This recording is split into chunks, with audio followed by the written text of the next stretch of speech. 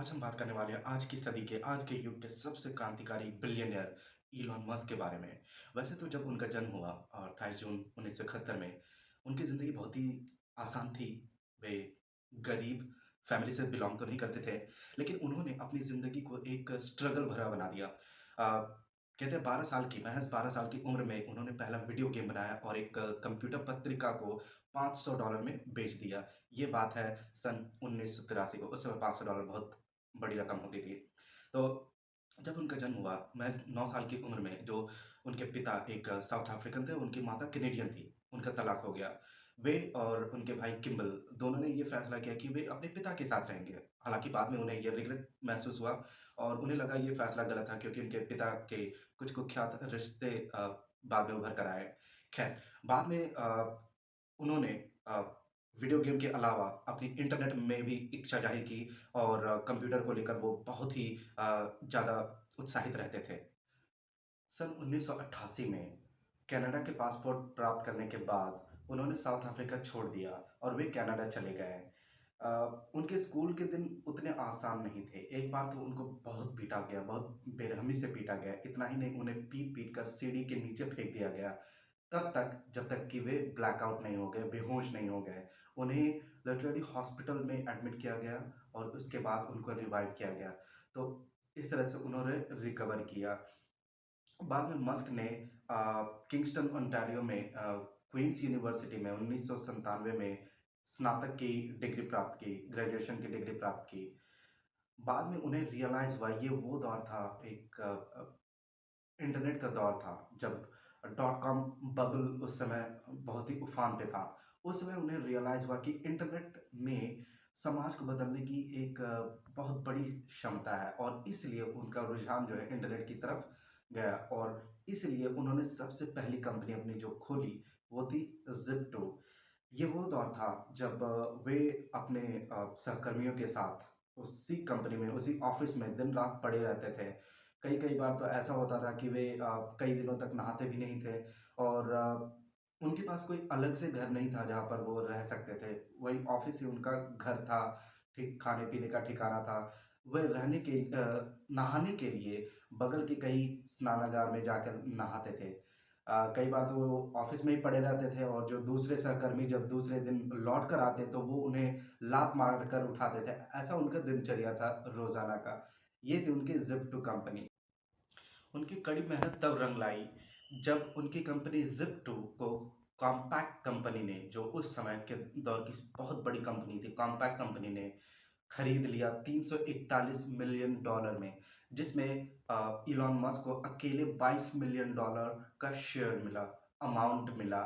बाद में जस्ट 1 साल के बाद ही उन्होंने अपनी नई कंपनी खोली एक्स.कॉम, जिसमें उन्होंने अपनी पिछली ज़िप्टो कंपनी से कमाए हुए पैसे से $10 मिलियन उसमें इन्वेस्ट किए और यही एक्स.कॉम बाद में चलकर पेपल बना।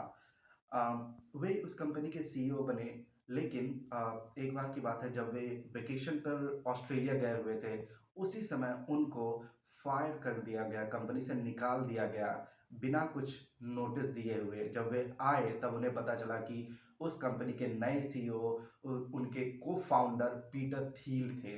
उन्हें बहुत ही धक्का पहुँचा। हालाँकि बाद में पेपल को भी बेच दिया गया और उन्हें भी भारी भरकम रकम मिली।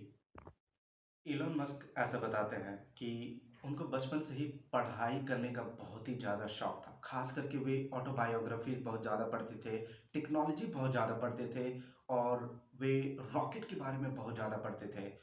बचपन में जब वे छोटे थे, 8-10 साल की उम्र के थे, तो कभी-कभी ऐसा होता था कि वे एक ट्रांस में चले जाते थे, एक अलग ख़्यालों में चले जाते थे। तो उनके माता-पिता को ऐसा लगता था कि वे डेफ़ हो गए, क्योंकि जब उनके माता-पिता उन्हें आवाज़ देते, तो इलॉन मस्क कुछ रिस्पॉन्ड नहीं करते, कुछ रिएक्ट नहीं करते, तो उन्हें लगता था कि वे बहरे हो गए हैं।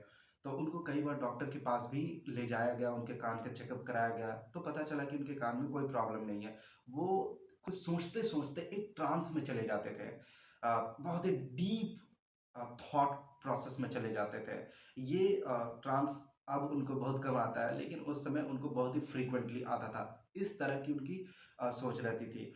अ वे ये भी बताते हैं कि उन्हें रॉकेट के बारे में इतनी जानकारी है कि नासा में जो रॉकेट्स बनाई जाती है, उनके ख़्याल से बहुत ही ज़्यादा कॉस्टली है और उन्हें उन रॉकेट्स को काफ़ी सस्ते दर में बनाया जा सकता है और इसलिए वे बहुत किताबें पढ़ते थे। ऑटोबायोग्राफ़ीज़ के अलावा ये भी पढ़ते थे, रॉकेट्स के बारे में भी पढ़ते थे। वे इतनी किताबें पढ़ते थे कि एक बार तो कनाडा में जहाँ पर वे रहते थे, उनके घर के बगल में जो लाइब्रेरीज़ थे, उस लाइब्रेरी कि एक-एक किताब को वो छान लिए थे, एक-एक किताब पढ़ चुके थे वे। इतने पढ़ाकू थे वे, इतने इंटरेस्टेड थे बुक्स में, आज भी वे काफ़ी किताबें पढ़ते हैं।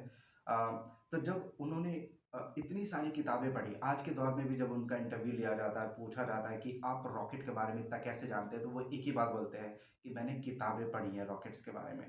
तो इसी बेस पर उन्होंने अपनी एक कंपनी स्थापित की स्पेस एक्स जो कि रॉकेट्स बनाती है। तो ये इतना आसान नहीं था उनके लिए कि जस्ट पढ़ लिख कर वे रॉकेट्स बना लें। तो उनकी पहली जो रॉकेट थी अ, वो लॉन्च के समय ही ब्लास्ट हो गई। उसके बाद उनकी जो दूसरी रॉकेट थी, वो भी लॉन्च के समय ही ब्लास्ट हो गई।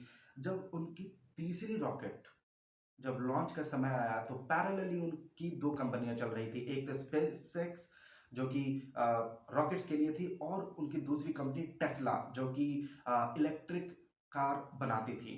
तो उनके पास अब इतना ही बजट था, इतना ही पैसा था जिससे वो इन दोनों में से सिर्फ़ एक कंपनी को बचा सकते थे, या तो स्पेसएक्स या फिर टेस्ला। लेकिन दोनों ही कंपनियाँ उनके लिए बहुत ही करीबी थी, बहुत ही ख़ास थी। इसीलिए उन्होंने बहुत बड़ा रिस्क लिया क्योंकि अगर ये फेल होता तो उनके पास बिल्कुल भी पैसा नहीं बचता, लोगों को सैलरी तक देने की पैसा नहीं बचता। उन्होंने रिस्क लिया और उन्होंने तीसरा रॉकेट भी लॉन्च करवाया और टेस्ला की जो कार थी, कारें भी इन प्रोग्रेस रखी।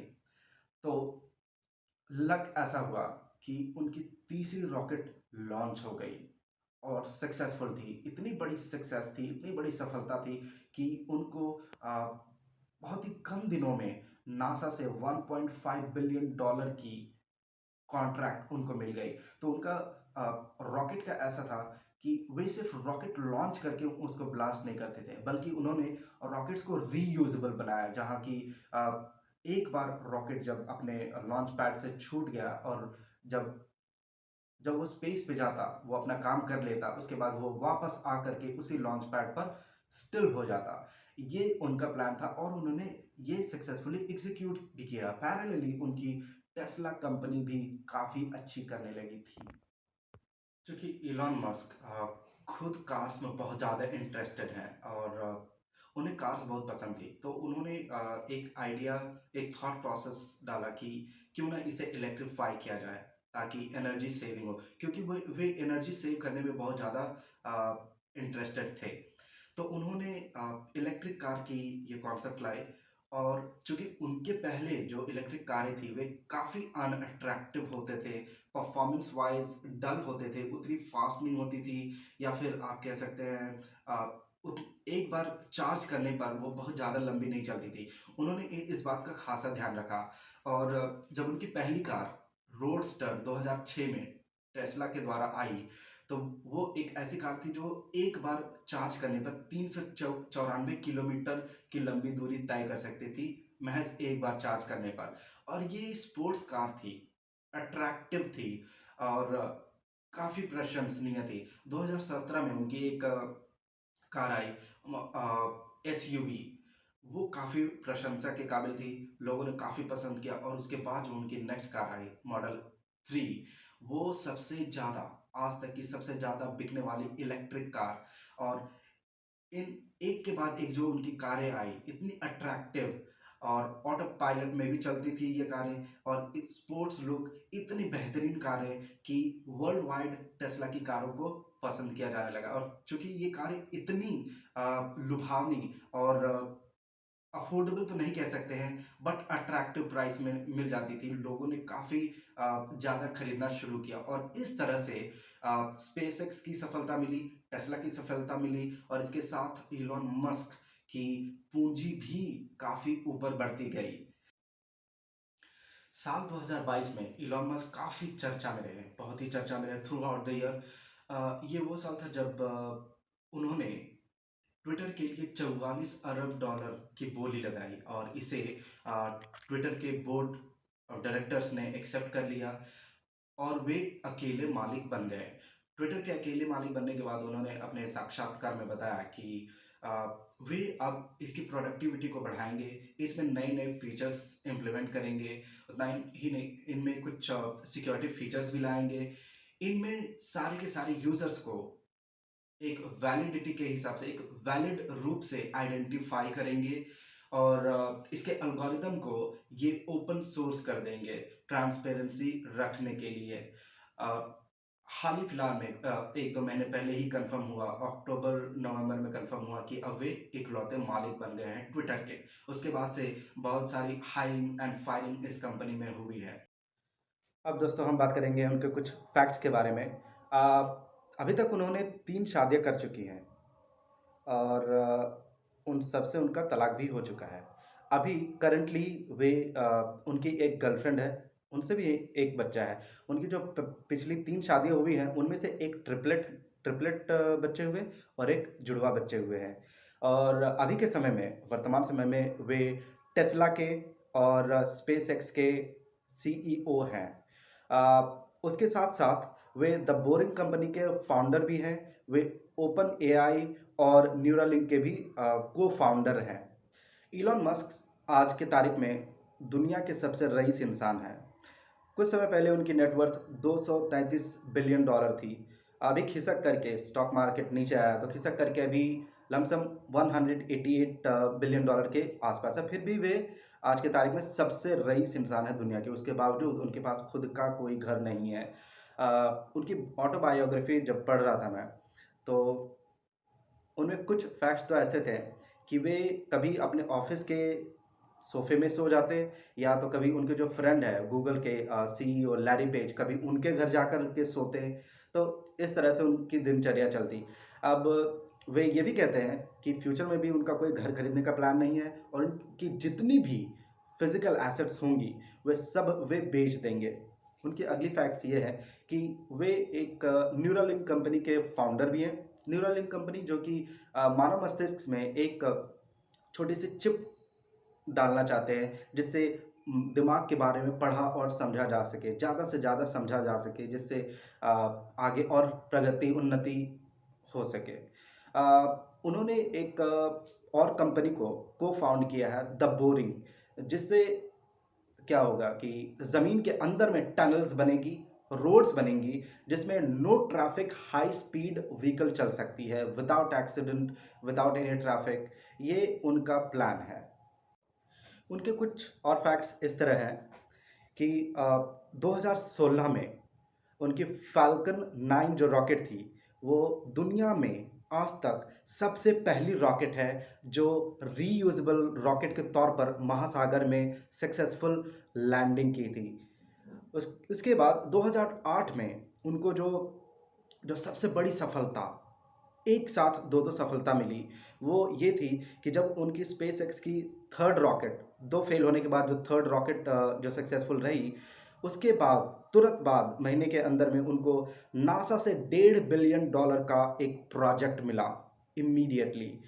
उसके साथ-साथ एक और गुड न्यूज़ उनको मिली कि उनकी जो टेस्ला कार कंपनी, उनको बाहरी इन्वेस्टर बहुत ही बड़ी तादाद में मिली और उसके बाद से बहुत ही बड़ी जंप मारी है इलॉन मस्क ने। उसके बाद उन्होंने पीछे मुड़कर देखा नहीं। उसके बाद तो उन्होंने कई और प्रोजेक्ट्स, न्यूरालिंक, द बोरिंग, ऐसे हाइपरलूप जैसे प्रोजेक्ट्स पर ध्यान देना शुरू किया है। उसके साथ-साथ उनका ये कहना है कि स्पेसएक्स एक बहुत ही लॉन्ग टर्म प्लान है उनका, एक बहुत लॉन्ग टर्म विज़न है। उनका कहना है कि वे तब तक इसको आईपीओ में लेकर नहीं आएँगे, जब तक वे लोगों को मंगल ग्रह में लाना और ले जाने की प्रक्रिया की शुरुआत नहीं कर पाते। जब तक वे इसको रेगुलाइज़ नहीं कर पाते हैं, तब तक वे बाहरी इन्वेस्टर्स या आईपीओ में नहीं लाएँगे। ये बात तो जग ज़ाहिर है कि इलॉन मस्क हमेशा से विवादों में घिरे रहते हैं। वे हमेशा से कोई न कोई ऐसी विवादास्पद ट्वीट करके चर्चा में बने रहते हैं एक सेलिब्रिटी की तरह। उनका एक बहुत ही बड़ा विवाद उठा जब मुद्दे में फँस गए एक्चुअली में वो जब 2018 में उन्होंने एक ट्वीट करके घोषणा कर दी कि वे टेस्ला को पूरी तरह से निजी कर लेंगे, अपने अधीन ला लेंगे, $420 प्रति शेयर खरीद करके और इन सब के लिए उन्होंने फंड्स ऑलरेडी इकट्ठा कर चुके हैं। तब जैसे कि इंडिया में सेबी होती है, वैसे ही यूनाइटेड स्टेट्स ऑफ अमेरिका में एसईसी होती है। तो एसईसी ने टेस्ला कंपनी को समन भेजा कि ऐसी जानकारियाँ निजी होती हैं और ये डिस्क्लोज़ करने के लायक नहीं होती है। ये नियमों के अधीन नहीं आते। तो इस पर उनके खिलाफ मुकदमा भी दायर किया गया और वे इतने बुरे फँसे कि टेस्ला कंपनी उसके साथ-साथ इलॉन मस्क दोनों को 20-20 मिलियन डॉलर का हर्जाना भुगतना पड़ा। इतना ही नहीं, इसके बाद इलॉन मस्क ने अपनी सीईओ पदवी छोड़ने पर भी सहमति ज़ाहिर की।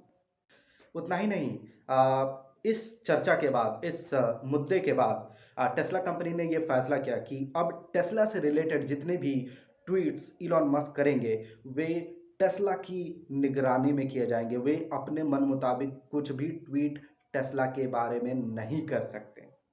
तो ये उनसे उनका पर्सनल राइट भी छीन छीन लिया गया। तो ये था ओवरऑल इलॉन मस्क के बारे में कुछ फैक्ट्स, कुछ जानकारियाँ जो मैं आप तक लाया हूँ। उम्मीद है आपको ये वीडियो पसंद आया। Thank you.